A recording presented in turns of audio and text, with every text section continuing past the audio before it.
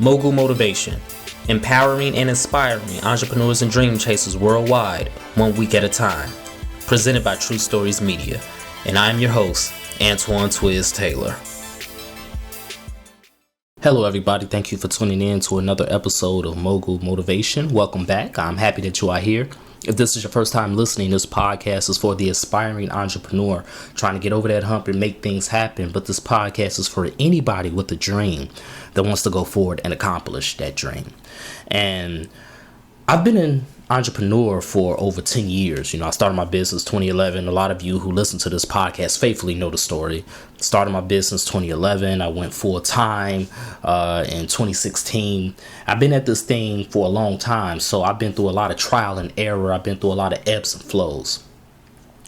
And when it comes to bidding, when people offer requests for proposals, they're looking for a photographer for a certain project or event. When it comes to bidding, I have to look at the numbers, but I can accurately tell you that I'm in a 90 percentile success rate when it comes to winning contracts. And that's real talk. Again, I have to look at the numbers, but I can accurately say that 90% of the time, I'm sure I'm always booking the contract.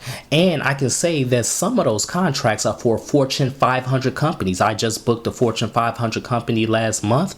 In total, I've done about 4 or 5 Fortune 500 companies that I have won contracts with. And all of these bids have openly told me that they were looking at other photographers. They were requesting proposals and quotes from other photographers. But the fact that I'm always, in most cases, securing these contracts lets me know that my strategy is right. And I'm going to share that strategy with you today. This strategy is going to help you, regardless of what your business is. This strategy is going to help you with more sales. I know it will. And it's very simple. You see, the money is in the intangibles. And my strategy when people are asking me for a proposal is simply this.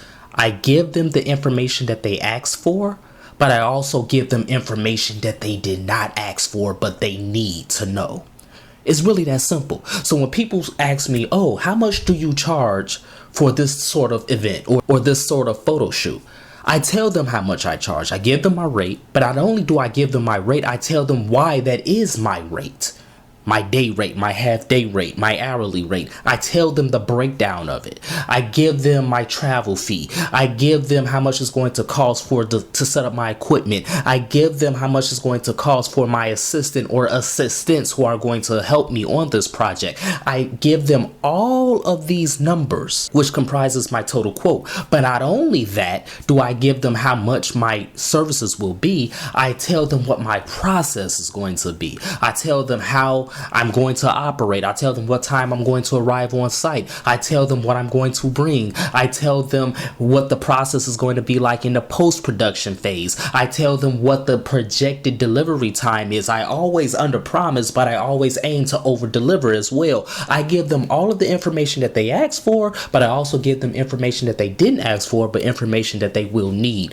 The goal is you want to give the potential customer, the potential client, all of the information that they need to make a decision at once, so you don't have to go back and forth, so they don't have to come back with more questions. And of course, if they do have more questions, I always welcome that, but I always greet them. I thank them for reaching out, and I give them a very detailed quote and proposal so that when they see it, they can go over it and they can make the decision, or they can bring it to their team and make a decision. And once they come back to you, it's either yes or no. And I can tell you right now, 90% of the time, if I look at the numbers, I'm sure it's going to be in a 90% of the time percentile. They told me yes. And I'm grateful for that. In fact, the Fortune 500 company that I just booked last month literally told me that's why they booked me. They booked me simply because I was the most detailed photographer. It's not an information overload. It's simply just an informational quote that you give them because you want them to have everything that they need to know. You have to communicate. The money is in the intangibles, everybody. Communicate with your client before the project. Communicate with your client during the project, just in case there's any hiccups. Communicate with your client as you're delivering on the project. It's always about communication. And it is my firm belief that that is what separates the real entrepreneurs from the fake entrepreneurs. You see, in this social media era, everybody's calling themselves an entrepreneur. Everybody has some sort of business. Everybody has an LLC. That's cool and that's great. But the reality is what's going to set the real from the fake apart is how you operate within the intangibles.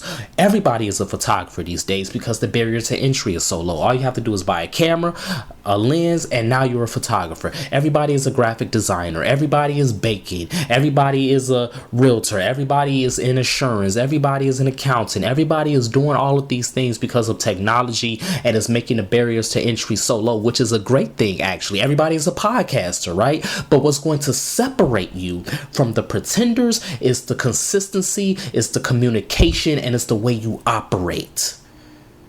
For your information, you have to operate as a real business owner. Hustling is not a bad thing, but hustling is only going to get you so far. Hustling is going to have a ceiling to it. But when you operate as a real business owner, when you communicate with real information, when you always honor punctuality, these intangibles is what's going to push you over the top. Regardless of how many people in your industry are vying for that same check, you are going to be the one to always get that check. But here's another intangible that came along within the past 4 or 5 years in my business.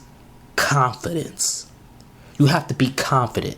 I can only put together detailed and informative proposals and quotes because I'm confident in what I bring to the table. I'm confident in what I do now. If you are not confident, it does not matter how much information you put in the quote. It does not matter how you carry yourself as a business owner. The money is not going to come. You have to remain confident in yourself and your abilities and your skill set because everything flows from that. I am confident in my ability as a professional photographer. I am confident in my ability as a professional podcaster. Over 450 episodes, over 500 episodes combined if you take into account sociology. I am confident in my ways as a novelist and my storytelling skills. You have to be confident in every single thing you do. And once you are confident, the information is going to be accurate and it's going to be well received and your bag is going to grow bigger.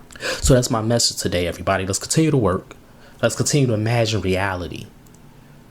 But for your information, it is very crucial that you give all the information to the customers and the clients when they ask for it, and all the information that they didn't ask for, but that they are going to need. And that is what's going to make you stand out for the others that are vying for that same check and are bidding for it. You are going to win more. You are going to get more checks and more approvals if you operate this way. So if you enjoyed this podcast, I ask for 2 things as always. Number 1, please leave a 5-star review. And number 2, please pass it on to a friend who may benefit from this information as well. Have a great day, everybody. I'll talk to you next week.